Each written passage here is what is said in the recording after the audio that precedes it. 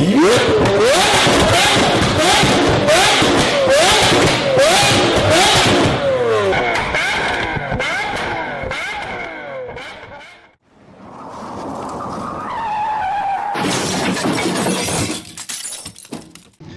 الخير على كل متابعين قناة ميكانيك الصعيد.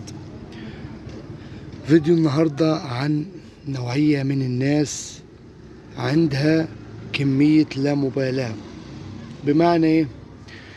بمعنى ان انا معاي مكنة خلاص، المكنة انا فقدت الامل فيها، هي بتضرب بخارة وبتاكل زيت وبتطلع زيت من على البوجيه. فانا ليه انا اغير زيت؟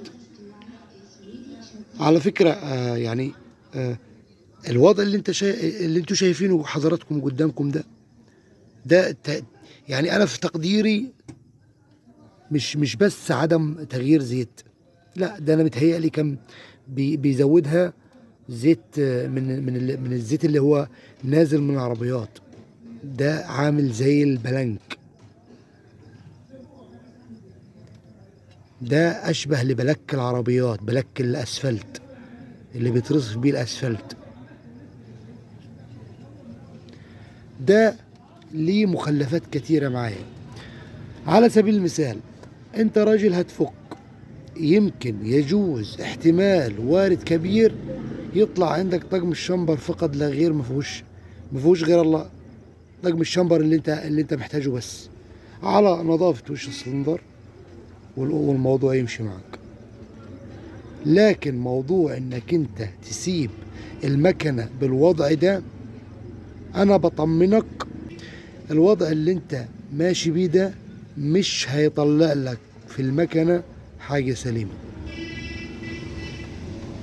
يعني انا على اللي انا شايفه ده، لا هتطلع عمود كامة سليم، ولا هتطلع شميز سليم، ولا بستم سليم، ولا كرنك سليم. فبلاش اللامبالاة بتاعت حضرتك. لا انا خلاص كده ناوي افك النهارده، كل القطعة بفلوس، الخردة النهارده بفلوس. اتقوا ربنا في انفسكم قبل ما تتقوا ربنا في حد. لو انت سواق على العربية، اتقي ربنا في غيار الزيت في العربية، عشان خاطر المكنة وقت ما تفكها تلاقيها جنيه دهب من جوه. على فكرة نسبة الزيت كبيرة جدا في إطالة عمر المكنة، وإن أنا تطلع أجزاء المحرك معايا مش متهالكة. ليه؟ لأن أنا عندي نوعية الزيت نظيفة وما بطولش على الزيت. لكن بالوضع ده اتأكد مليون المية إن أجزاء المحرك كلها تلفانة، مش هتطلع أجزاء المحرك نظيفة بالوضع اللي أنت ماشي بيه ده. يا ريت يا ريت يا ريت اللامبالاة بلاش مع المكن بالذات، إلا إذا أنت راجل مقتدر وكده مش فارقة معاك المكنة كتير. بس أنا حبيت أدي نصيحة لكل الناس اللي بتطول على غيار الزيت بتاعها، أو مطنش العربية في غيار الزيت، آسف، بيحط لها زيت رجوع، زيت نازل من العربيات. فبلاش يعني اللامبالاة بتاعتكم دي. بس يعني أنا بحب أدي نصايح للناس اللي هي غير مدركة بالمعدة وبالمكن. فيعني خسائر عدم تغيير الزيت بانتظام أشد من شغل العربية نفسه ومن هرك المكنة في أثناء لف الماء العربية نفسها.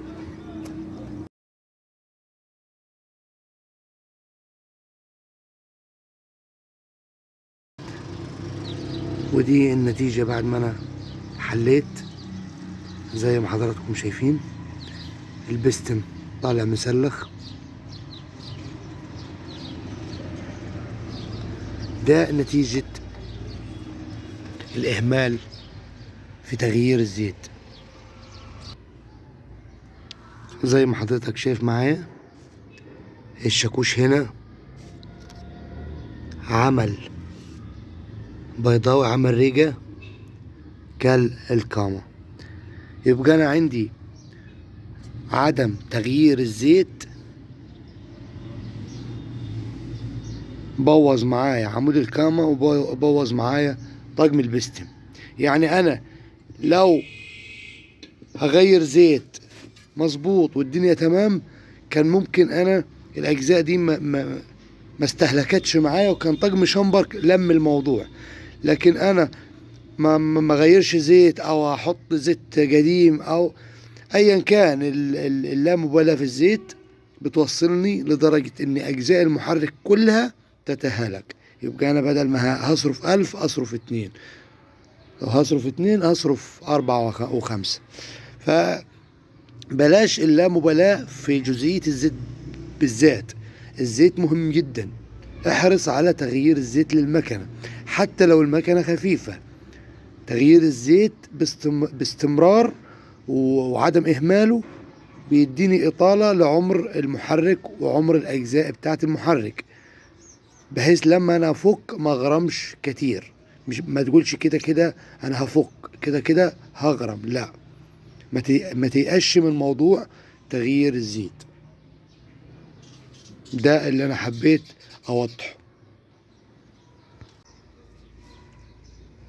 دي برضو صورة من وش السلندر، انه ما كانش حارق، كل الغرف سواد، وكانت في غرفة مطلع زيت من الشمبر، ومعمول كرسي للبوجيه اهو بسبب ان الزيت بيطلع لفوق. تمام. وادي اجزاء المحرك، يعتبر اجزاء المحرك المعظم متهالك. ادي منظر المصفاية اهي، مصفاية الزيت. بلاش الإهمال في جزئية الزيت. أنا من تقديري، أنا من خلال النموذج اللي قدامي ده، إن عدم غيار الزيت إهلاك المحرك في كل أجزائه. فأنت براحتك، عايز تاخد بالنصيحة خد، مش عايز تاخد دي حاجة ترجع لك. أنا واجبي كميكانيكي لازم أنصحك النصيحة المظبوطة اللي هتحاسب عليها قدام ربنا بس. وبراحتك انت، دي حاجة ترجع لك انت، تغير ما تغيرش دي حاجة ترجع لك بس. يا ريت لو انت جديد في القناة ما تنساش تشترك في القناة وتفعل زر الجرس عشان يوصلك كل جديد، واللايك بتاعك بيشجعني ان انا اعمل فيديوهات مفيدة توعية ليك ولكل الناس. ويا ريت لو انت معاك صاحب مستهتر بالوضع ده، يا ريت تشير له الفيديو عشان خاطر يتعظ.